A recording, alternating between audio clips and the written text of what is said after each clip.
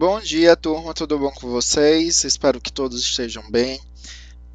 Bem, na semana passada nós iniciamos o conteúdo do capítulo 4 com a temática equilíbrio na natureza. Na nossa aula de hoje nós vamos corrigir a atividade do para iniciar e vamos continuar o conteúdo. No para iniciar, fizemos a análise aí dessa imagem, onde tem um homem retirando aí alguns mexilhões na imagem do lado esquerdo, e do lado da direita esse homem ele repara que houve um aumento no número de cracas, que no caso tem essa cor mais acinzentada. Essa mais escura é os mexilhões e essa mais acinzentada são as cracas. As perguntas são: quais as diferenças são observadas entre as duas ilustrações? Na ilustração da direita, a quantidade de mexilhões diminuiu e as de cracas aumentou. O que provocou as diferenças encontradas? Na imagem, a única ação que é realizada na imagem é a presença do homem. Então, a nossa resposta é a ação do ser humano. Podemos afirmar que houve um desequilíbrio ecológico? Por quê? Sim, porque uma população praticamente desapareceu e a outra aumentou. Como vimos aí, o homem ele só queria apenas os mexilhões, que eles são utilizados na comercialização, ele não queria as cracas. Então, quando ele começou a retirar para vender esses mexilhões, conhecidos, algumas pessoas podem ter colocado como ostras, a quantidade de mexilhões começou a diminuir e a de cracas começou a aumentar, porque devido à reprodução aí das cracas e à comercialização dos mexilhões. Agora nós vamos continuar o nosso conteúdo e o tópico de hoje que nós vamos estudar é causas de desequilíbrio. Um dos grandes problemas atualmente são os fatores associados ao crescimento populacional. Somos mais de 7 bilhões de pessoas no planeta que precisam de recursos para sobreviver, como água e alimentos. Assim, cada vez mais há necessidade de áreas maiores para a produção de alimentos e técnicas de cultivo que aumentam a produtividade da terra. Entre as causas de desequilíbrio estão a introdução de novas espécies, a poluição, o desmatamento, o uso de agrotóxico e a produção de lixo. Nesses casos, a biodiversidade é diretamente afetada. Na imagem, demonstra aí alguns peixes mortos. O que aconteceu na imagem? A qualidade de água pode ser prejudicada quando determinadas substâncias, como os resíduos industriais, são despejados indevidamente e acabam afetando os seres vivos e alterando assim as cadeias alimentares. O que aconteceu nessa água aí foi que, devido aos dejetos, ou seja, o lixo que era jogado diretamente no rio, houve um momento que a quantidade de substâncias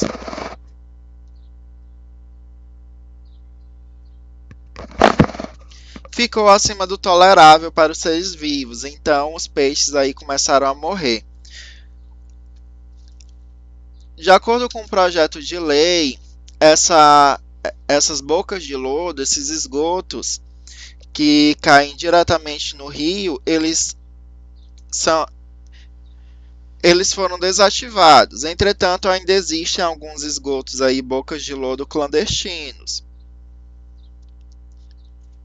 Então, pessoal, nós acabamos de ver aí que alguns fatores vão provocar esse desequilíbrio.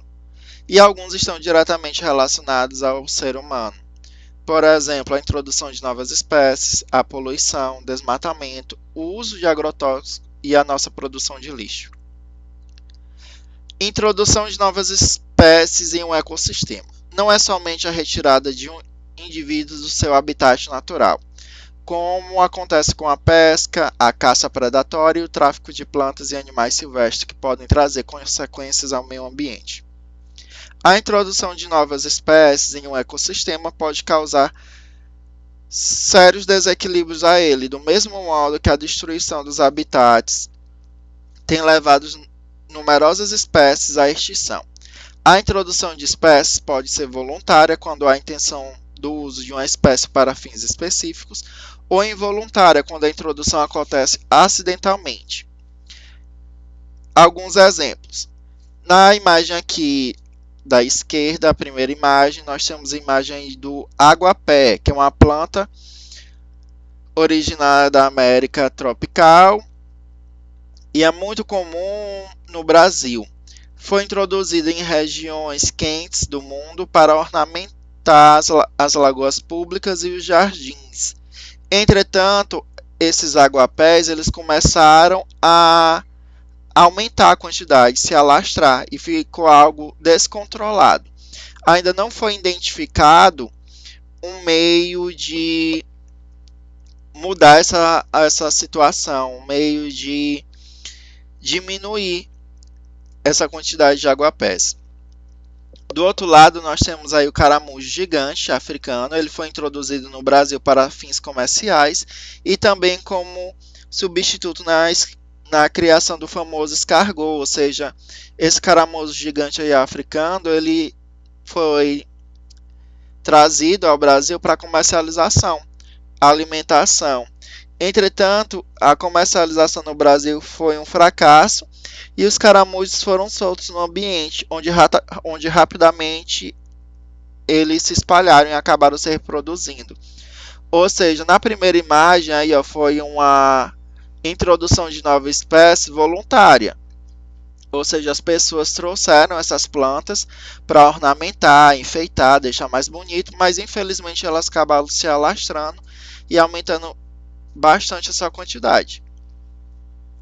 No outro, esses foi também trazida pelo homem, entretanto, essa multiplicação foi algo involuntário, ou seja, eles foram liberados e eles encontraram condições viáveis e os caramujos acabaram se reproduzindo bastante. Agora eu vou trazer esse exemplo para a nossa região, na cidade de Teresina. Aqui a cidade de Teresina ela apresenta a mesma foto em épocas diferentes, é o mesmo lugar em épocas diferentes. Aí nós temos a imagem aí do rio Puti, ao fundo dá de perceber a ponte estaiada. Isso daí é em um período do ano, e agora no outro período, ó, como é que tá? Aí tudo é aguapé. O aguapé ele também vai ser um identificador de poluição, que é o caso que ocorre em Teresina. Essa quantidade, essa multiplicação aí de aguapé tem vários fatores. Nos períodos que ele fica coberto aí, é o período que tem um fluxo menor de chuvas, um fluxo menor pluvial.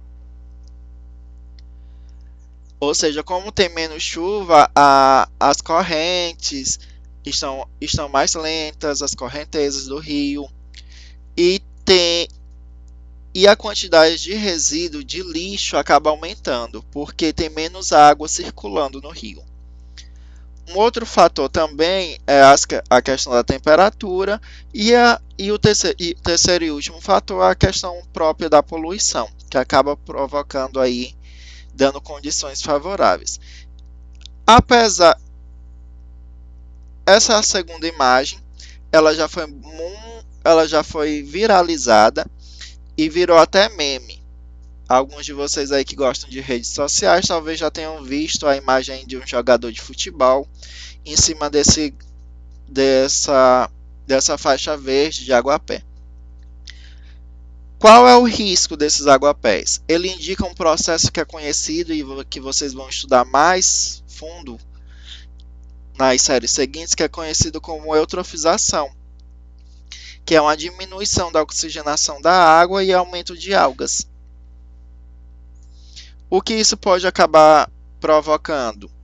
A morte dos peixes, ou seja, dos peixes e de outros seres. Porque tem menos oxigênio na água, menos luz.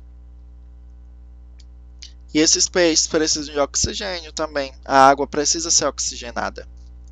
Bom, pessoal, essa foi a nossa temática da nossa aula. E até a próxima. Valeu!